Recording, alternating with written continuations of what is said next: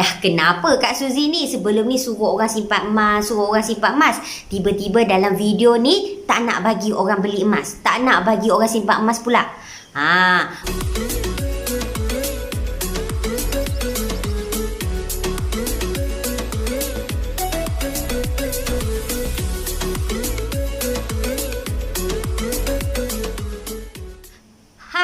Assalamualaikum warahmatullahi wabarakatuh dan salam perpaduan. Bertemu lagi dengan Kak Suzy dalam video Kak Suzy pada hari ini. Hari ini Kak Suzy akan menceritakan kepada tuan-puan iaitu satu topik yang menarik juga yang perlu diambil tahu oleh semua penyimpan-penyimpan emas dan juga bakal-bakal penyimpan emas di luar sana. Apa topik tu? Okey, hari ni Kak Suzy akan bagi 5 tips di mana Kak Suzy tak sarankan tuan-puan membeli emas jika tuan-puan ada 5 kriteria yang akan Kak Suzy berikan ni. Jom dengar video ni sampai habis. Okey, sebelum tu, kepada sesiapa yang baru mengikuti, yang baru tahu pasal video Kak Suzy ni, Kak Suzy minta tuan-puan klik butang subscribe di bawah sana supaya tuan-puan tetap dapat informasi-informasi dan juga video-video terkini daripada Kak Suzy. Kalau ada komen, nyatakan dalam ruangan komen. InsyaAllah Kak Suzy akan jawab soalan tuan-puan nanti ya. Klik butang share sekiranya video ini memberi maklumat, informasi yang sangat berguna untuk kawan-kawan tuan-puan. Manalah tahu dengan tuan-puan share video ni, nanti kawan-kawan yang lain pun faham dan tahu tentang simpanan emas yang betul. Dah kenapa Kak Suzy ni sebelum ni suruh orang simpan emas, tiba-tiba dalam video ni tak nak bagi orang beli emas, tak nak bagi orang simpan emas pula. Okey, ini adalah kerana Kak Suzy tak nak tuan-puan rasa rugi atau rasa menyesal sekiranya membeli emas. Sebab emas ni ianya adalah satu simpanan untuk kita masa depan, di mana kita perlu menyimpan dengan cara yang bijak. Kalau tuan-puan tersalah guna kaedah atau konsep, nanti tak mustahil tuan-puan akan rasa rugi menyimpan emas. Sedangkan Kak Suzy selalu cakap simpan emas ni untung, simpan emas ni bagus untuk masa depan, simpan emas ni bagus untuk mengelakkan kita ni dari inflasi. Tetapi hari ini Kak Suzy ingin memberitahu tips kepada tuan-puan supaya tuan-puan tetap akan untung dengan menyimpan emas. Sebab itu kena faham kriteria, kategori yang akan Kak Suzy berikan kepada tuan-puan ni supaya tuan-puan lebih bijak dalam menyimpan emas. Kriteria yang pertama, jika kita nak gunakan duit dalam masa setahun, Kak Suzy tak sarankan tuan-puan simpan emas.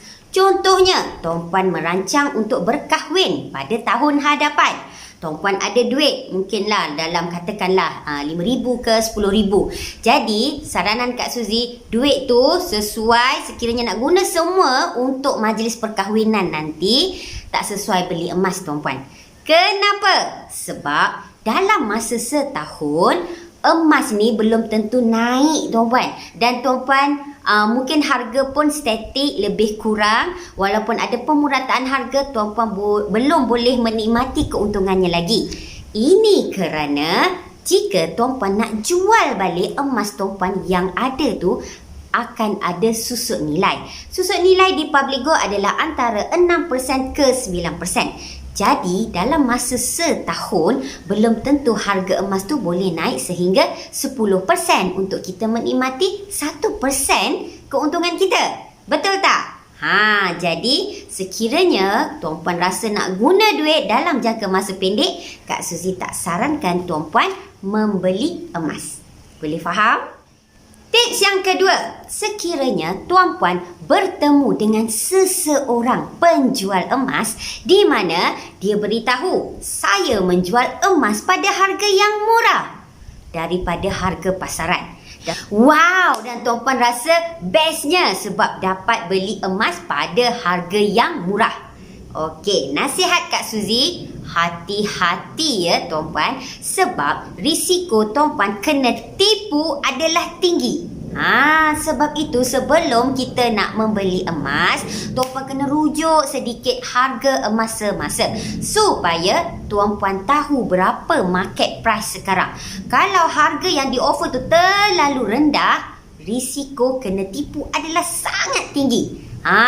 Nanti dia tunjuk emas dia, tapi macam mana dia nak tipu? Okey tuan-puan, kalau mereka menjual emas yang besar, jongkong bar yang besar, risiko kena tipu tu lagi tinggi tuan-puan. Sebab dengan jongkong bar yang besar, yang berat, tak mustahil kat dalam tu bukan emas. Mereka hanya salut emas kat luar sahaja. Jadi kita yang akan rugi nanti. Oleh sebab itu, Kak Suzy nasihatkan hati-hati ya tuan-puan. Sekiranya tuan-puan berjumpa dengan penjual emas yang offer pada tuan-puan harga yang murah. Jadi, bagaimana untuk kita elakkan berjumpa atau membeli emas yang ditipu ni? Tuan-puan kena membeli emas di platform yang dipercayai. Contohnya, belilah di Public Gold. Public Gold selama 13 tahun tak pernah tipu orang tuan-puan. Beli emas, garanti dapat emas. Tips yang ketiga. Sekiranya tuan-puan tiada simpanan tunai, Kak Suzy tak sarankan tuan-puan beli emas. Simpanan tunai yang banyak mana? Okey, tuan-puan kena ada sekurang-kurangnya 1 ke 3 bulan gaji. Kenapa kena ada simpanan tunai? Saya kan ada duit, saya nak beli emas. Okey, ini adalah kerana kegunaannya adalah untuk tuan-puan gunakannya di kala kecemasan. Kak Suzy tak nak nanti dengan emas yang tuan-puan ada, tuan-puan terpaksa jual walaupun tuan-puan nampak rugi. Masih lagi rugi ya. Jadi Kak Suzy tak nak macam tu. So, sekiranya kita ada simpanan tunai sekurang-kurangnya 1 ke 3 bulan gaji, sekiranya benar-benar ada emergency, tuan-puan boleh gunakan duit itu tanpa perlu menjual emas kita yang mana kat situ kita akan mengalami kerugian.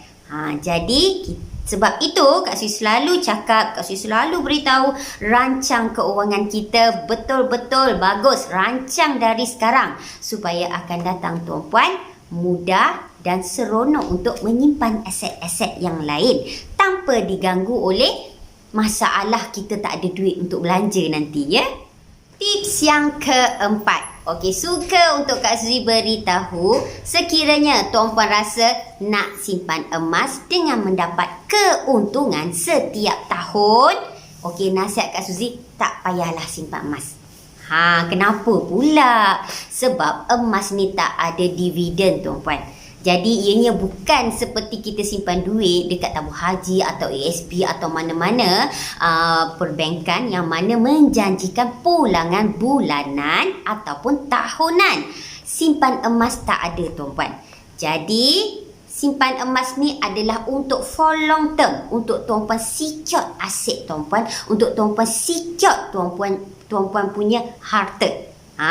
Jadi emas ni biasanya kalau orang simpan, dianya lebih kepada simpanan untuk dilupakan. Simpanan yang mana tuan-puan rasa tak nak usik 3 ke 5 tahun. Tuan-puan tahu tuan-puan ada harta, tuan-puan tahu tuan-puan ada emas, sebab dengan emas garanti ada duit. Jadi kalau tuan-puan mengharapkan dengan simpanan emas tuan-puan dapat dividen tiap-tiap tahun, salah. Okey? Tak ada ya. Emas tak ada dividen. Tetapi emas ni untung untuk satu tempoh yang jangka panjang. Lihat graf ni.